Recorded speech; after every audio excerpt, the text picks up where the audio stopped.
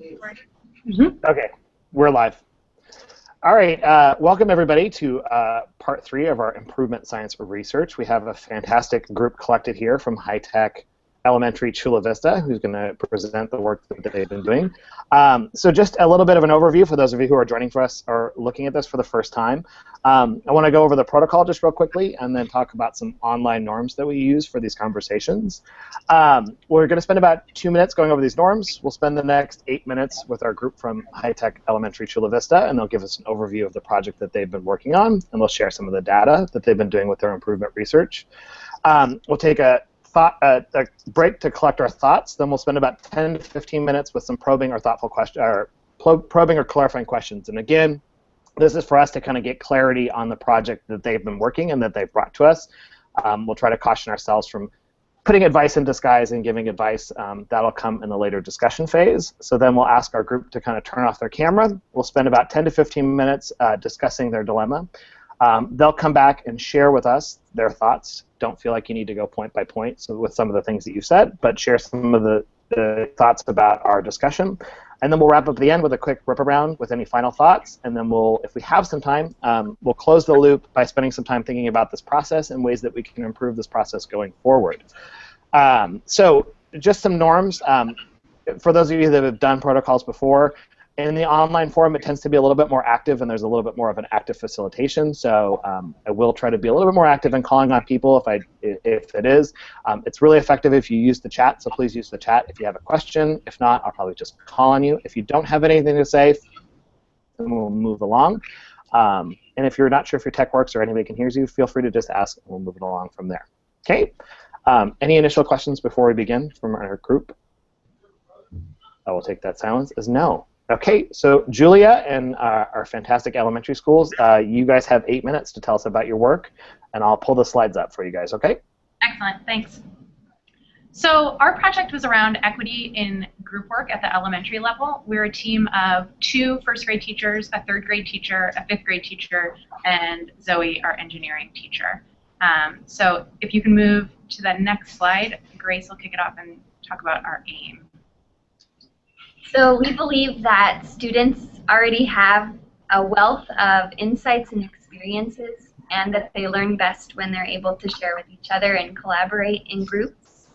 And so because collaboration is such an integral part of our work here at High Tech, we decided that our aim would be focused on group work and specifically equity within group work. So our goal is that all students will learn to contribute meaningfully to group work.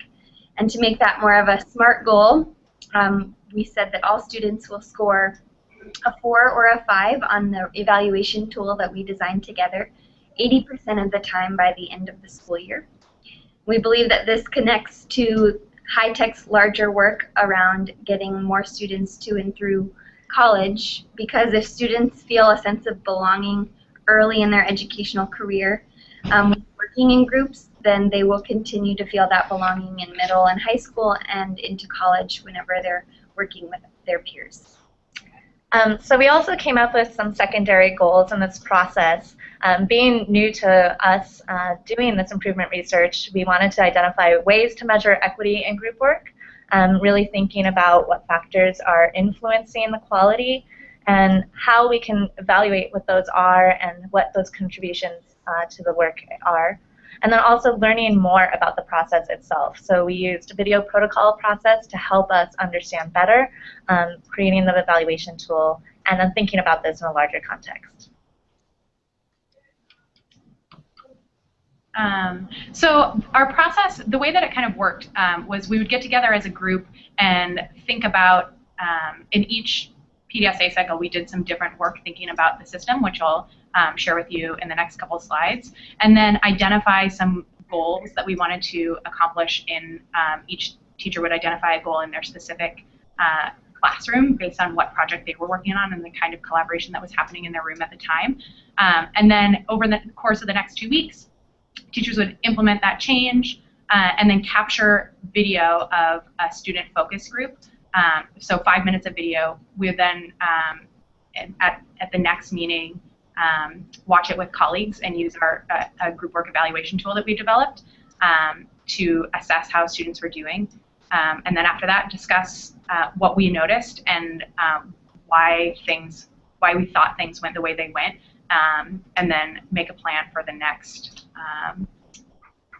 cycle and go from there. So can you head on to the next slide? So the teachers came up with a bunch of different change ideas based on what was going on in their specific sites. And the change ideas connected back to the different levers that we think teachers have in influencing group work. So developing capacity, developing the quality of the task, improving teacher facilitation, and then improving student understanding of the task, or developing that culture of collaboration. So each of those change ideas were ones that we tried, and they all kind of like targeted something different depending on what was happening in the classroom. So if you go to the next one, we also dug a little bit deeper into what we think is happening overall for in the student experience of group work. So getting a chance to look really closely at student video gave us a really new perspective on the factors that were influencing student success. This was a result of a brainstorming session where we all kind of thought about what we were noticing and observing and put it together into this one diagram, which you can have access to now, but we don't have time to really unpack here. So you can just move on to the next slide. Okay, so I'm going to start off with a little example of the work that I saw in my class. One of my classes, the second grade, was working on understanding circuits, and we got together, and the task was to work as a team of 4 to make a circuit and using the Snap Circuits kits that we had. I had a focus group of 2 boys and 2 girls, and although I thought the group was a good mix of kind of strong personalities and gregarious people, but one of the things that I noticed emerge from the video protocols was seeing that one person's voice in particular emerged above the rest and kind of dominated the entire activity. So seeing this very specific lens on the group activity through the video helped me see and understand that the student was really lacking the leadership and communication skills within the group necessary. And that's why I think some of the things that contributed to the rest of the group feeling less able to contribute meaningfully to the task emerged. So something that I questioned was how I could improve engaging everyone in the task at hand. And I noticed that in the next cycle, some of the supports I implemented were trying to talk about group work norms and really be explicit about what that looked like in the class. Also providing instructions for how to make the circuits, because I wanted to explore a little, but I also wanted them to see how, following the set of instructions could help them achieve success together. And initially, only the one student that was dominating the group had the instructions and kind of took over them and kept them away from everybody else. So by providing instructions for all, I noticed that it just led to more contributions from the rest of the students. And seeing that be able to come out of the videos helped me just better understand how to support all of my students in that task. And an additional example, I teach 5th grade, and my last project involved helping to design the playground for the Point Loma campus that will be opening this fall. So early on in the project, my students went to our playground and collected data on which pieces of equipment are used the most and least frequently. And then they had to construct arguments of what Miss Ann Worrell should purchase for her new playground based on the data from our playground. The task that they were assigned was to get in groups of 4 and evaluate the effectiveness or strength of each other's arguments. But through watching the video footage, I realized that my students didn't really know what the qualities of a strong argument rooted in quantitative data were. And as a result, they weren't able to dig in and give each other meaningful feedback. So my first realization was that strong content knowledge is key to the effective execution of a task. And then I also realized that because the students didn't understand the task, they devolved into exchanging pleasantries, giving each other praise, and being very polite with each other which was encouraging to see, but it wasn't really engaging with the task. And so that first round, I scored them really highly on the rubric when it came to working well with others, because I thought, oh, well, they were very polite and they were giving each other a lot of encouragement. But I realized that even as a teacher, I have a lot of room to grow and learn, because my understanding of what it means to work well with others evolved. And now I realize, and my students have realized as well, that working well with others doesn't just mean praising each other. It means offering constructive criticism in a polite way, where your partner's quality of project actually is able to improve. So if you can move down to the next slide. We felt in this group, this small group, that the close look at students was very informative to understand not only what students were doing in a group task over time, but also for us with our colleagues to be able to really analyze how did we set up the task, how are students interacting, and then also what next steps we'd like to take. We really felt like that was helpful. So we thought this would be great if we could do it for professional development, and that gave us the idea for next year, which we'll get to in just a minute. Some other things that we wanted to include next time when we start to take a look at this again is really founding it to start off with in the research. So what's out there in group work and equity, and how can we incorporate that into our setting up of group tasks, and also how can we use that to help us in continuing what our action steps will be moving forward, which also brought us to a really big question about a metric system, what we started off with and then what we ended up kind of shifting and evolving into looked a lot different. We want to have a metric system or a rubric criteria where students are able to exhibit personal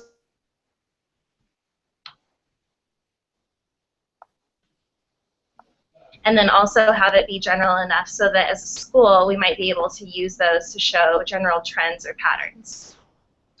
So if you go down to the final slide, something that we would like to receive feedback on is how can we integrate research into our professional development here at High Tech Elementary next year.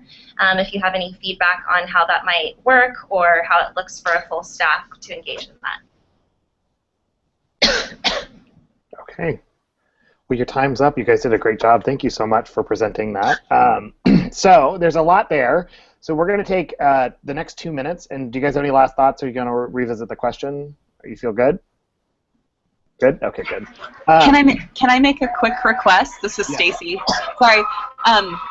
Georgia, you cut out when you were talking about the metrics as one of the next steps. Do you mind just kind of saying a little bit or repeating what you had said about metrics?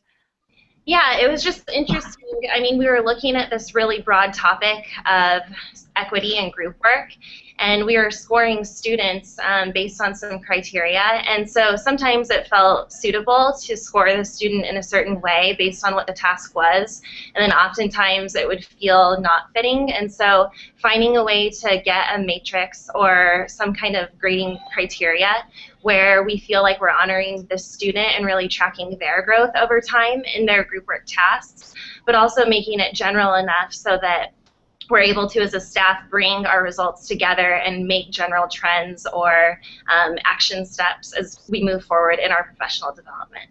We had talked about identifying some specific, now that we have a better understanding of the patterns that we're noticing in group work, creating some new metrics for those specific patterns so that they can be a little bit quicker, because this was a very intensive process. So one of the things we're keeping in mind is how to kind of like simplify it and streamline it a little.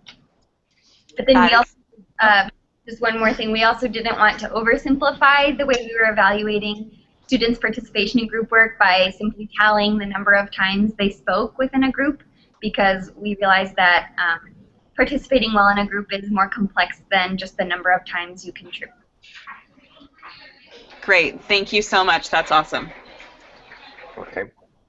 So let's take the next 2 minutes. I think everybody has access to the PowerPoints because I think there's a lot in there, especially with your fishbone diagram and the chart. So let's take the next 2 minutes and kind of formulate our ideas as a panel.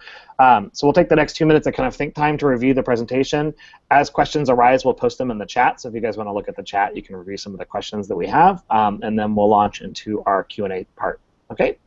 Great. All right, 2 minutes.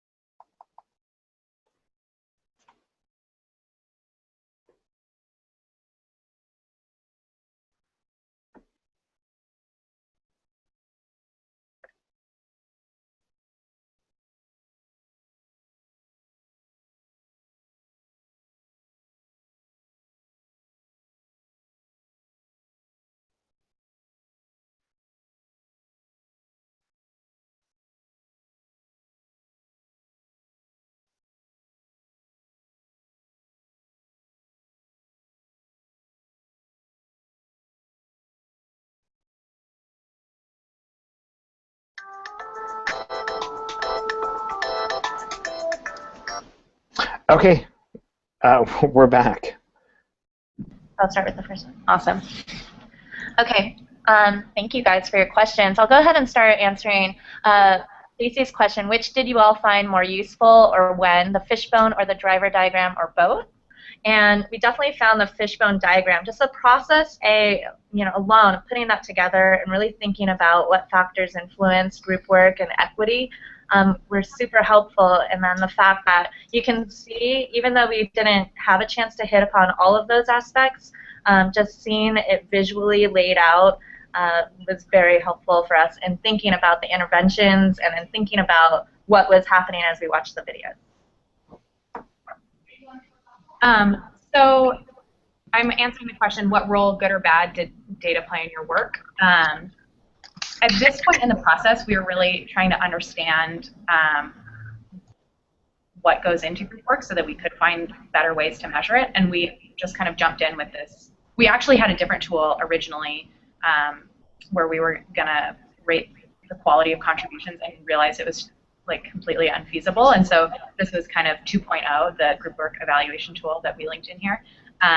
And the data that we got from that was helpful in that it generated really great conversation and helped, forced us to define what we were looking for, which generated a much better understanding, of group understanding of what it is that we are looking for.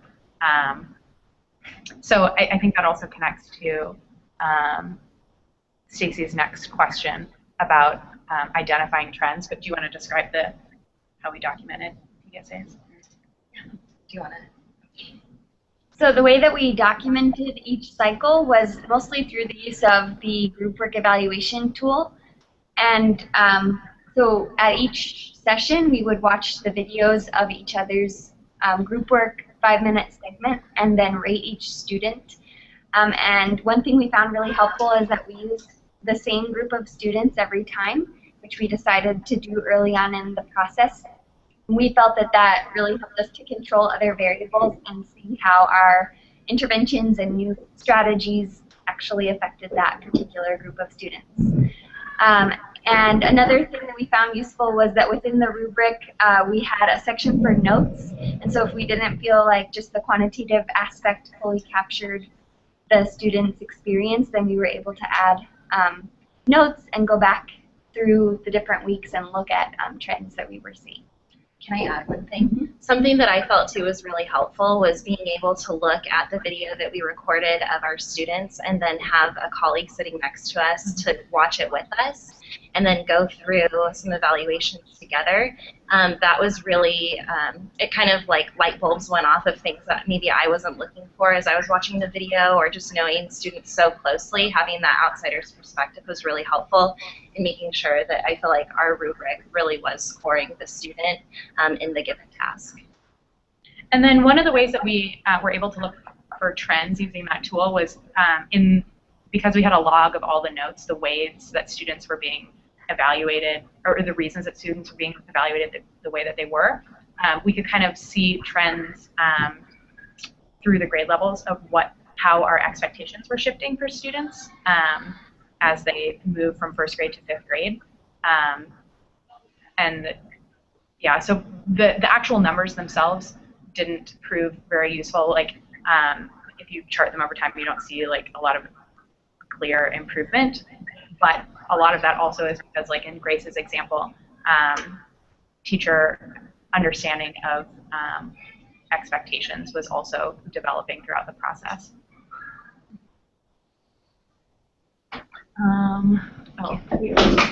If we get lost in the questions, I think Ben and Stacy both had questions. Ben, you can feel free to jump in if you want to ask your question as well. Okay.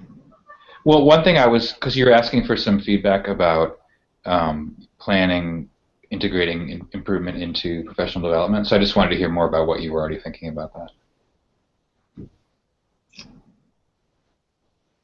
want to talk about that?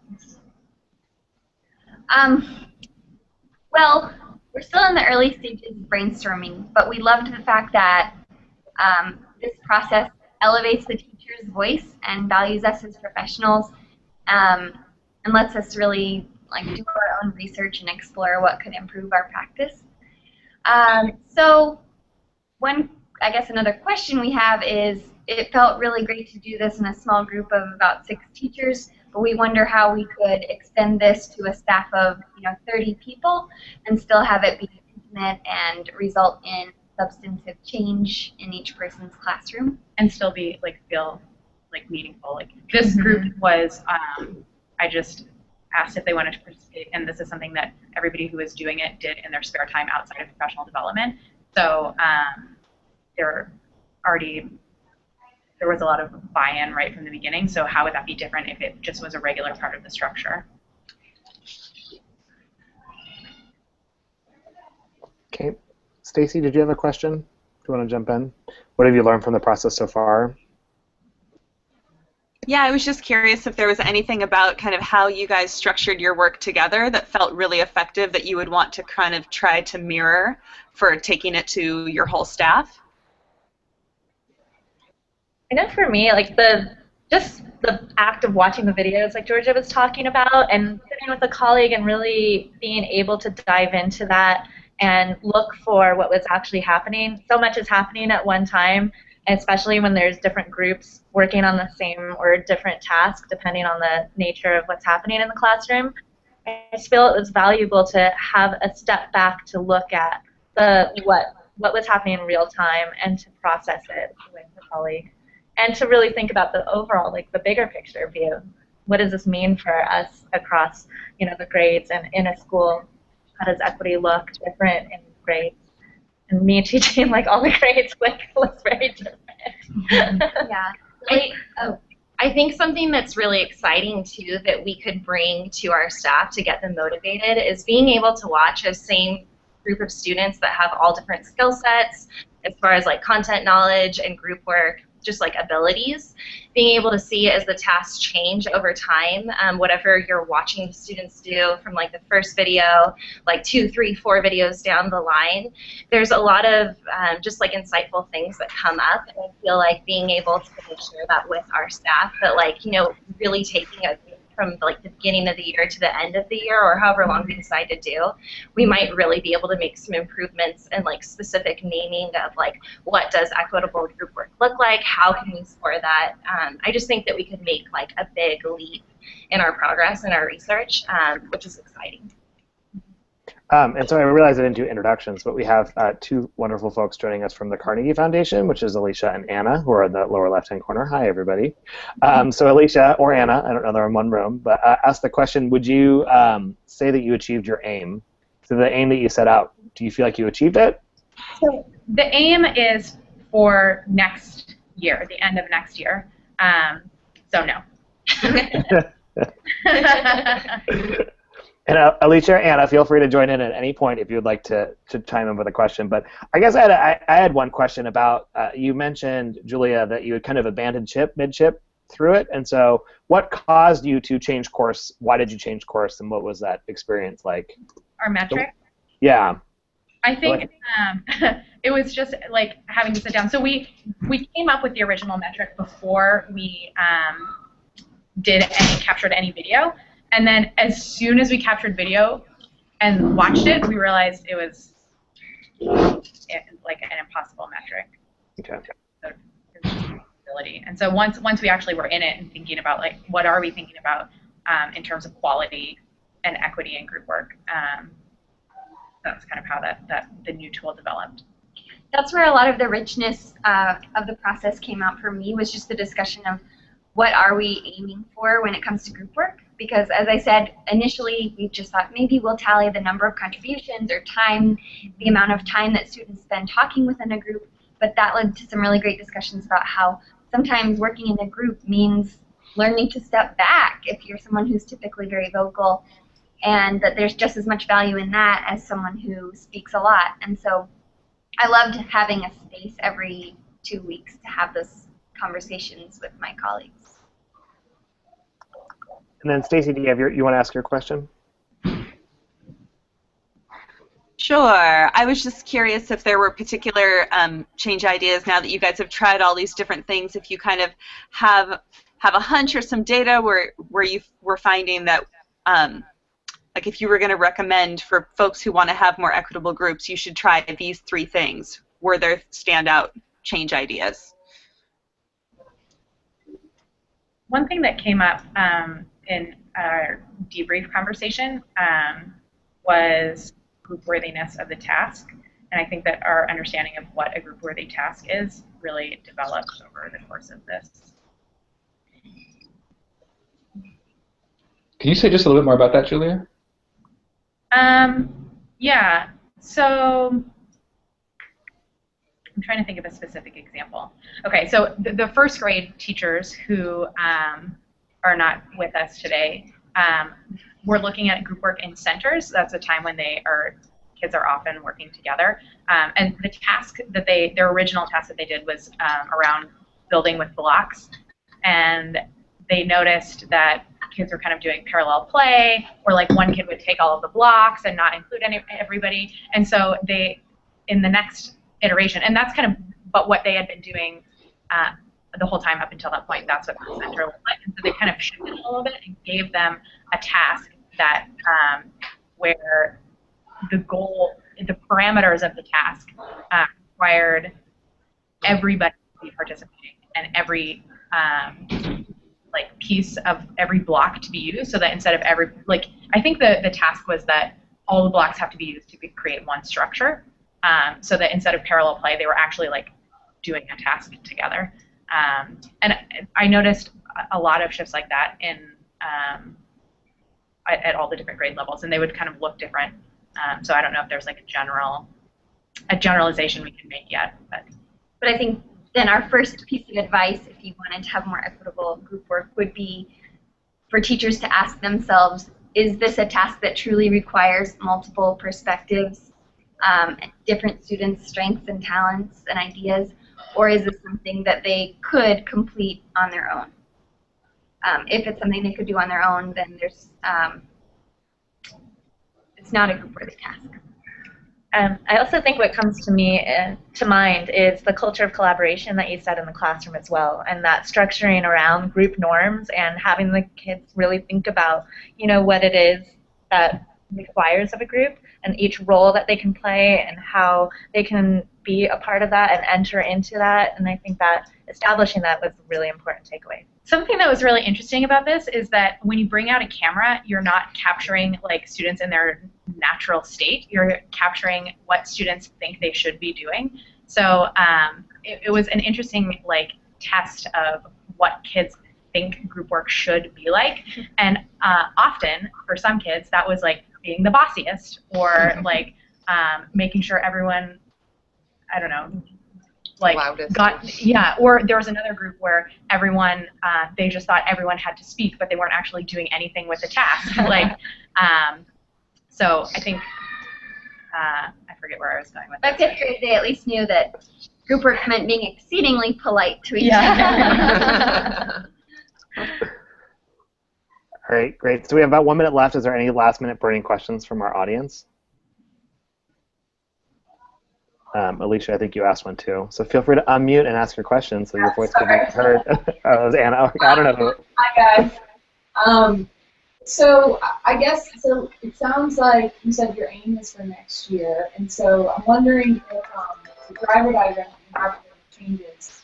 You mentioned that you've been doing PDSAs. Have you guys been all testing around like one idea together, or are you all kind of going off and trying different things, and that's how you came up with this list? Sorry, I couldn't hear the last part of that. Have you guys been working through these change ideas kind of as a group, like coming up with an idea, all testing it, and then putting it on the driver diagram, or have you all been kind of testing a little bit around individual changes and then just discussing the learning and things like that? So I guess I'm wondering, how much are you collaborating on the change ideas themselves versus dividing and conquering, yeah. Yeah, I mean, I think that it was important for us to choose a task that was something relevant within our classrooms, and so there were some overlaps of like what the key ideas were on like the fishbone diagram. You can see that a lot of them kind of interrelate, but I feel like I had something that was specific to me, so it was my project work that was over the course of a few weeks, and the tasks were very different. Whereas maybe Dallas in first grade that Julie was just describing, the blocks, that was something that was continuing, and it was the iteration of that one task over time. But we were able to collaborate together every time that we had our videos to talk about like, what are we seeing, what are some common themes of like the group work tasks and the group work skills. So I don't know if that answers your question, but. We weren't all implementing the same change idea every cycle, but we were able to give each other suggestions and share ideas for something that you could try during the upcoming cycle. Which was kind of the inspiration for looking at the research before getting into like, what do we want our change implementation to be. We did kind of feel like we were brainstorming and generating ideas, and we had a lot to choose from, but it would have been nice to have had that background knowledge of what might we choose from, or a pool of tasks or things that we could implement in order to change group work and equity. So just quick follow-up. So how many of you are doing how many of these ideas that are on the driver diagram as like a permanent thing in your classroom? Yeah. Did all of you model group work, for example, or did one of you model group work? I think a lot of these are practices that we have in our classroom in general. It's this one, I think. The change ideas that we listed are ones that we tried specifically in the next video, see how it would impact that group. So there are ideas that are being incorporated in many of the classrooms that we were looking at. The goal was to think about what was going to be the most effective intervention for that specific group in that context.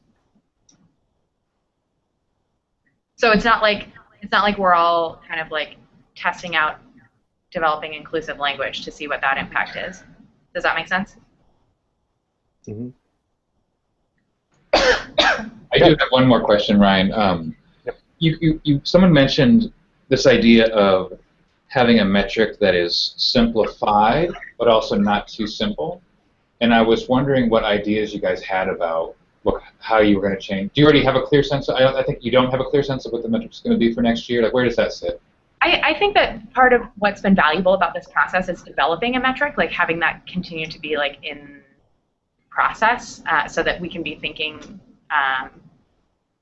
like big about what's going on. But something that Zoe and I have been doing that we started based on this work in the robotics club, we are just giving students an exit slip and asking them having them rate themselves with the rationale. So instead of a teacher having to capture video and then go back and rate every student, the student just like rate themselves, and we'll see like how we think that how reliable we think that is as we try it out. But that's just one example. We mentioned too that the comment section of the rubric or the matrix was really important for us to understand what was happening over time. I think that if you're going to have a full staff do this in their classrooms, obviously the tasks are going to really range, and also the change ideas that they might take on will change. So I feel like having those comment sections for us as well would be really helpful to keep. Great. Can I ask a quick question? Yeah. Sorry. No. Go ahead. I was just looking at the evaluation tool that you guys had designed, which is like super helpful, and I was noticing, I'm curious, do you think are clear criteria, because right now there's kind of like on a scale of 1 to 5, to what degree is the student working well with others, and then what are you doing that makes you choose this number? Do you guys feel like, are you getting closer to almost being able to have criteria for like what it looks like to work well with others, or what that actually means? Yeah, so as part of that class that I'm taking, like taking that and looking for patterns to see if we can, instead of having this kind of like open tool, to have more of like a rubric or like examples of what that we can still continue to develop as a staff, but that are kind of like there as a guide. And it kind of shifts over the grade levels, and that's been kind of one of our questions is what does group work, what does grade group work look like in first grade versus fifth grade? So that was one idea that emerged from the process, was we've already been working as a staff on creating what we call through lines for subjects like math. So what do we expect that students will know and be able to do by the end of each grade level in math? And we thought it would be really great to come up with a similar set of through lines, but for group work, since it is such a key part of the culture we have here at High Tech. Okay. Any last minute questions? All right, so I'm going to let you guys turn off your camera. Thank you so much for doing that. That's a great presentation. So we're going to, now as the part that I'm going to ask everybody to unmute their microphones, except the group from High Tech Elementary, Chula Vista. We're going to open it up to discussion, so I'll give us 12 minutes. We're going to start with warm feedback. Their question was about, and I should have given them a chance to revisit their question, but their question was about how they can integrate the work that they've been doing around group work into next year's PD cycle. But I think it's okay to give some kind of overall feedback, starting with the positive and maybe some helpful stuff about the work in general. So I will open it up to the group. Let's start with some warm feedback for our group. And everybody can unmute too. I'll start. I was just really struck at how they used, just how their ideas about group work evolved over the process of this, and how they used that process to kind of refine a tool that seems like very doable and very useful to me. I'm really intrigued by just how they used video, and want to think more about like what that could look like in kind of different settings. But I love that they chose the same group of students and really like followed them over time, and that the video drove a lot of their next steps and questions. It's so great to see a group of teachers that kind of rally around an idea and have spent so much time just talking about students and student learning, and it's clear like just how they were able to kind of use a structure that made sense to them to kind of look at this issue as a group. I love that they are celebrating things that like they're changing course and finding a way to kind of look at metrics that don't make sense, and they're learning together. I think we always want to model the behaviors we want in our kids, and it's clear, like looking into this group, that they're really struggling through the issue, wanting to like embed research in it and go back to the research after they've done some work in it. All those things are such exciting things to hear from teachers as we do it. I also love the fingerprints of belongingness and how that's how that kind of traces through. So some of that mindset's work too that's kind of naturally coming out of some of the work that they're doing. So those are all things that are really exciting. Ben or Alicia? Yeah, there was a lot that resonated for me. I really appreciated this idea about that at first the idea was more if the students are being polite, and then almost a realization, oh, wait a minute, that's actually not really what we're after. So, and I call that being nicey nice. So I like that kind of that identification. I really appreciate trying to do improvement work around something that's not that simple to measure. And I'm sure there were moments when this kind of felt stuck, because you're like, well, we don't want to oversimplify it, as you guys said. So I think that's just so important that if we can't use improvement to tackle sort of complex problems that we're trying to change, then there's really not that much point in doing it. So I really appreciate that a lot. And I really want to commend Julia for her leadership. Alicia came down and spoke to all of us in the fall. I think I went to the grad school class for like 10 minutes or something. And then, then I didn't really talk to Julia at all. And then 4 months later, she's like running with this work and got driver diagrams, got a team together. I just thought that was, I'm super impressed by that. Did you see that fishbone diagram? That was good work. I know. Awesome. It's next level. Can I add on to that? Yeah. And just add that, sorry I showed up late. I was leading PD, but I want to add that working with two people and collaborating on this work is challenging even within the same school. So seeing that the four of you are working and collaborating together is very impressive, and I think it makes your work stronger, but I'm sure there are a lot of challenges that come with that, and I'm impressed that you've persevered. Alicia and Anna, any thoughts? I'll go first. A lot of echoes, I guess a couple of extra things. So I've worked with a lot of groups that are trying to take up improvement, and I too was just very impressed with the sophistication that you have. So that was, and especially around it being an instructional area, which people really struggled. I think in education in general, people have applied improvement to operational things, but I think it's very important that it goes in the instructional area. And so, and the reason I say that, I think in particular, is because you could see that there was learning, right? So my key thing about whether we're doing a good job at improvement is, are you learning things? And you just very clearly had these very powerful learnings in two different areas, one around specific change ideas that will be helpful to group work. And they just, the way that you could talk about them, you could tell that there was significant learning there. Ben highlighted one of them.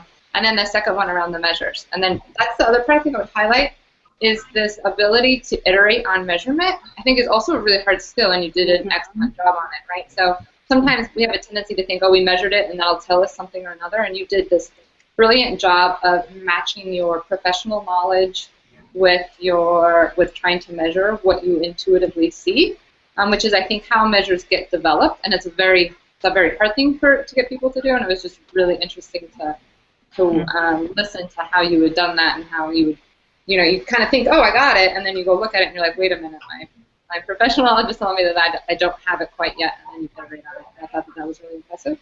And then the other thing I would highlight that was impressive that's also can be hard to do is you do just a really nice job of what I think of as one of the biggest tricks of keeping in mind the big picture and working on the micro. And I think that's really hard to do, but you could tell, you could connect what you were doing, even when you were working on one group conversation in one classroom in one task, to what High Tech High does in general, and to a progression in your school. And so you could both understand that's where you were going and do the hard work of doing the micro, which I think it's hard to be at both of those levels, but I think that's really where the sort of sweet spot of improvement. So I thought that was also just a very impressive piece. Are we transitioning into answering questions? Feedback, Anna. Yeah. Well, I would just add to the warm feedback. I think that the two examples that you gave us, I really liked because the first one was, I think, as Alicia said, showed that there's been a lot of learning around like the necessary supports around doing group work. And then the second example was like around kind of the content, more about the content of what is group work and how does it look, what does it look like. So, you know, I think in improvement, it's good to keep that separation of like what is the actual content, the thing that we're trying to improve, what are the criteria around that, what are the measures, things like that. But then also, what does it take to actually implement it? And so I think that you guys are thinking about both of those, and that's really important too. I'm thinking about the question of just what could this look like next year, or what could it look like in PD, and one of the things I was most kind of struck by is that I loved the symmetry with kind of you guys discovering that one of the most important factors was that it's a group-worthy task, and clearly like the work that you were engaged in, like talking about how valuable it was to have a buddy there to watch the video with, and to have each other as like a team to kind of come back to every 2 weeks and check in with. Clearly, like, you guys had a group-worthy task, and so that makes me think, like, I'm wondering how you could be using the structures that you already have in place in PD, or that some of our schools have around, like, action groups, critical friends, those kinds of things, where people, I'm even kind of envisioning that it would be amazing to have you guys share your story of what this looked like so that people get a snapshot of, like, what the process could be like, and then almost doing some brainstorming together around big questions and big goals that we want to have for our school, and almost see if there's certain groups and themes that start to emerge. It might be that the whole school wants to like do great stuff around group work and make that like the mission for the year, but I wonder if there's maybe like 4 big things that emerge, and then these become action groups with critical friend partnerships within them, and it's really supported through the PD. Mm-hmm. Could be cool. Yeah, it's interesting because like I'm left with this idea that is it the process or the product that's important here? Because it seems like this group had so much learning because they went through the process of developing a fishbone diagram, of initiating these change ideas in their classroom and having all this learning experience.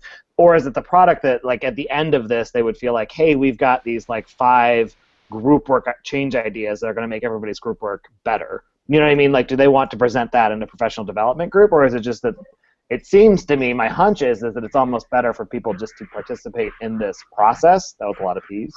But to participate in the process of going through, it's almost like can you have people, you know, I think someone said too, like feeling like you own the data, that you're doing your research in the classroom. So I don't know, what do you guys think? Is it important that they identify these key tasks or measures at the end, or is it important that they share the experience of doing this kind of work in everybody's classroom? I don't know. I guess I would encourage not to disentangle those two things. Mm-hmm. So I think you'll lose something big if you're not driving for results. I don't know that you could say you're doing improvement if you do a whole bunch of things and they don't result in an improvement. And at the same time, keeping the exact sort of ethic that this team has about, okay, but it's not the measures alone that tell us, you know, we're still on this journey of trying to figure out how to measure and see the improvement. Right, but I would hate to lose the whole like, oh, but we're agnostic about where we get to. You know? Wherever we get to is fine. I think part of the reason you get something out of the process is because they put there the world of saying all students are contributing is something that made that makes the whole process worthwhile. So I would want us to have something, right? And I think hearing about what they've discovered is inspiring. Like, I think it's less about like giving a tutorial about here's what we learned about group work, everybody, and here's what you should do.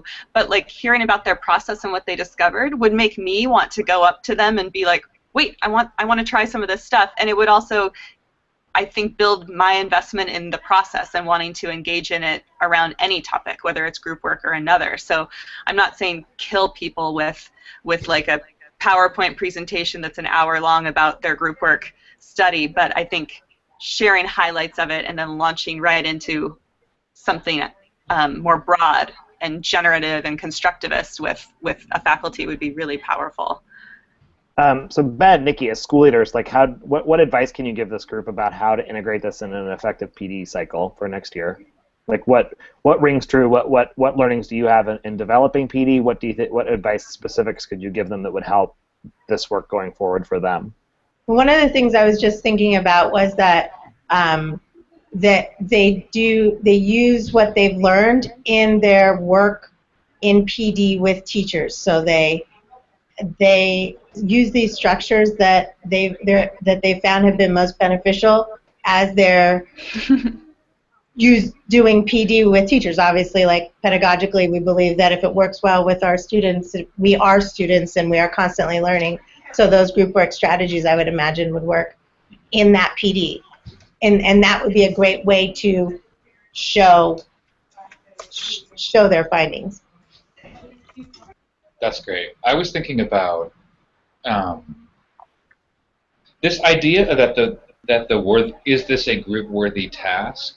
I think it's so great that you guys came to that. Because like one set of things is around like ask everyone before you ask the teacher. There's a bunch of tricks, which I think are actually important to develop that bag of tricks. But this much more fundamental question of are we even asking students to do something that's really a group-worthy task in the first place is, I think, otherwise you got a bunch of tricks for the wrong thing. So I was just wondering I wondered how they might, can we quantify or rubricize or have a set of like a little protocol or a little checklist of like, how do you know if something is group-worthy? I wonder, and I heard them say, well, it was very context-specific, but I wonder if there are themes that could emerge around that, because that would be kind of, I could just see like an area of interest might be exploring over the next months or years.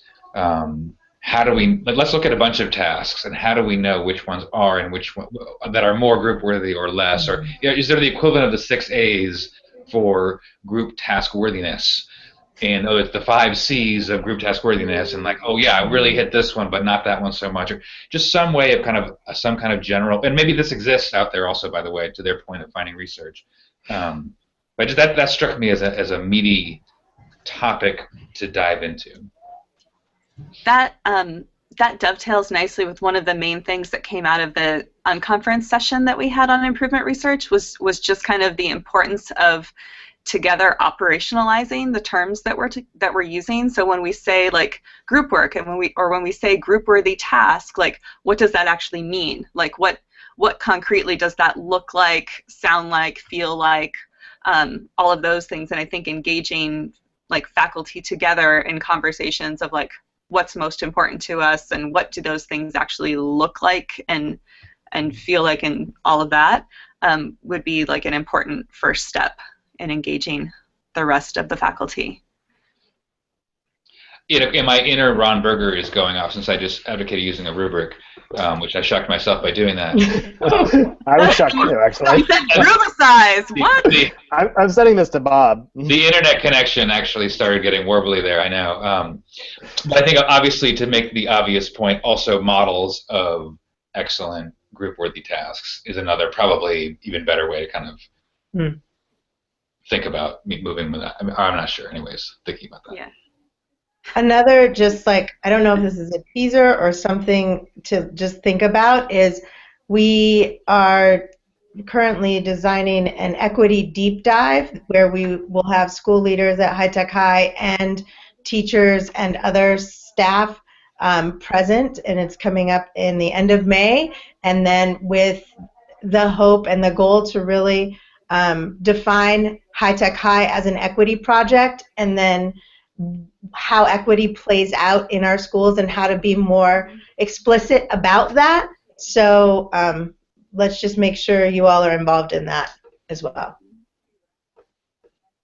Or they're involved. I'm not supposed to talk to them. My bad. Okay. Sorry, Ryan.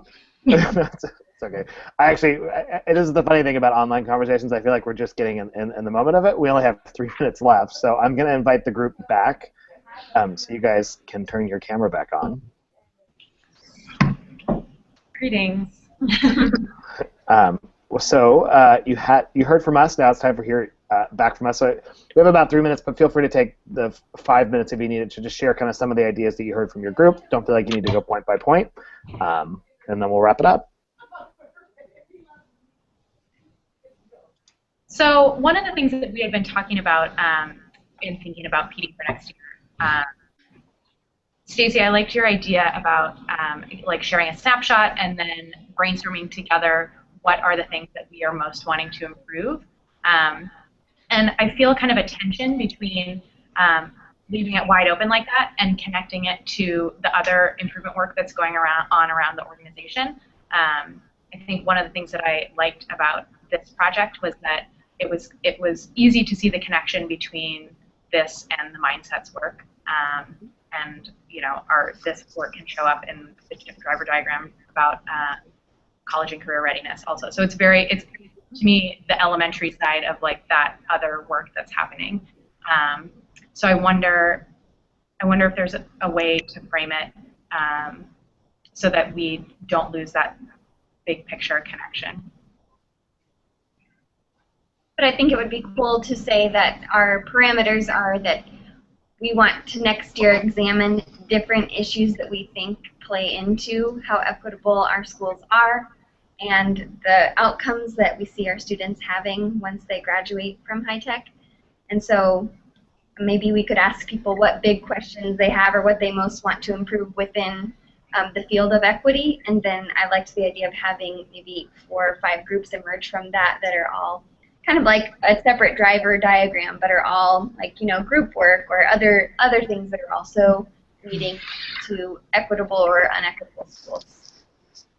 An idea to go along the lines with that, and something I think that Ben said about having great examples or maybe videos that we could link up. I'm just looking at the driver diagram right now and thinking, like, I think we mentioned this too before in one of our debriefs, like having an action group who's taking on the group readiness of a task, and then have within there, like, what does this look like, or what can it look like, with like a wide range of tasks, and being able to name things based on the videos would be really cool. And then also being able to share that out with whomever might want to take a look at how to improve, you know, X, Y, or Z on whatever it is that their end goal is, you know, to do.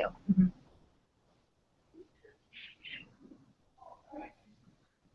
I also really appreciated the idea that most of the value of improvement research comes through engaging in the process yourself and not necessarily through sitting through someone else explain their findings.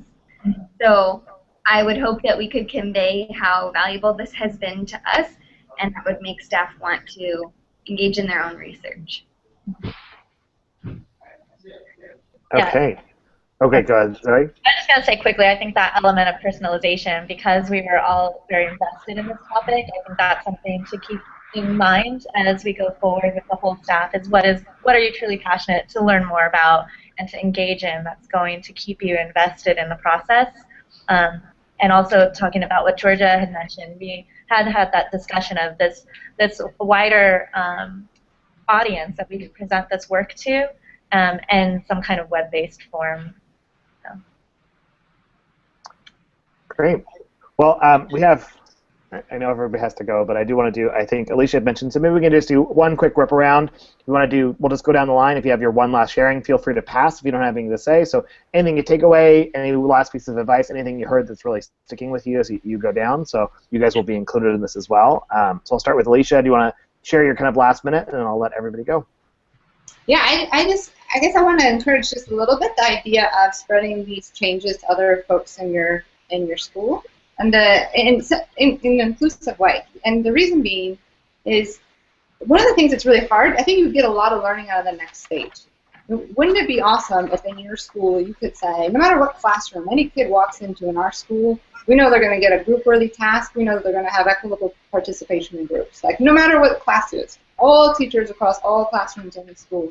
That's a really hard thing to do for schools to do, but it would be a very powerful thing to do, right? And so you have this initial stage of these really powerful learnings. And how could we, so I think it's a worthy question to say, how could we take these learnings and get them to happen reliably across the entire school? And I think the thing that you're saying is there's always this tension. The more you could get everybody to work together, the further you're going to get on something like this. But of course, as the more you try to get everybody to work together, the more you get people a little bit less invested because it isn't the thing that's most important to them. So that is the tension you're playing with.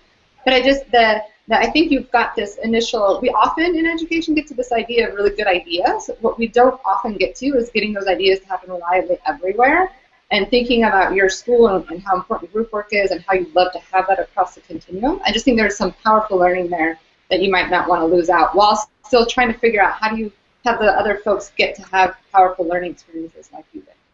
And just to get concrete about how to start doing that, I think 2 steps you could take is to first create like artifacts around the things that you've done so far. So write down the protocols, write down like how do you do modeling, how do you include inclusive language, like how do you do all those things, write it all down, and then attach kind of the learnings that you've gained around the adaptations that you've had to make around those changes with different kinds of students and different grades and different teachers, so that somebody can then take it and say, okay, I can do this now, and I know that I'm in a similar context as this one adaptation requires, so I know now how to better ensure this idea is going to work.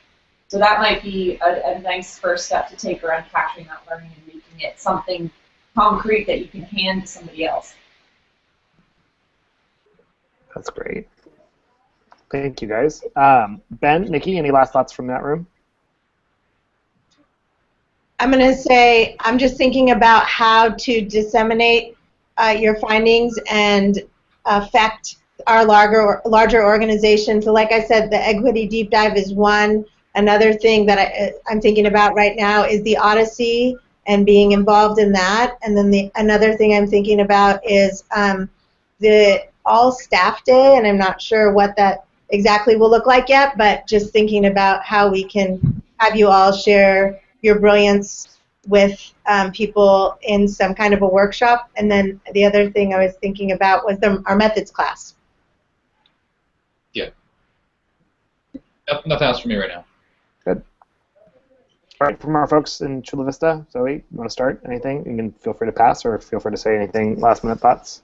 Yeah, I mean, I just really am thankful for everyone's feedback and great ideas to just enrich this conversation around equity, and I feel like it's a really rich conversation, and I appreciate just being a part of it. So. I'm glad to work at a school where equity is such a focus, and I just think it's really cool that kids at our school are able to.